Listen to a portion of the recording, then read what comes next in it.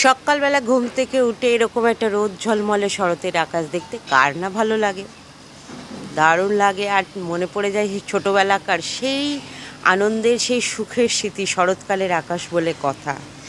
আরও একটা আমার কাছে বড় পাওনা হলো, এর জন্য আমি কৃতজ্ঞ ভগবানের কাছে। এই যে দেখছেন সোজা দাঁড়িয়ে আমি যখন ইচ্ছা, আমি যেভাবে ইচ্ছা আমি গঙ্গা দর্শন করতে পারি।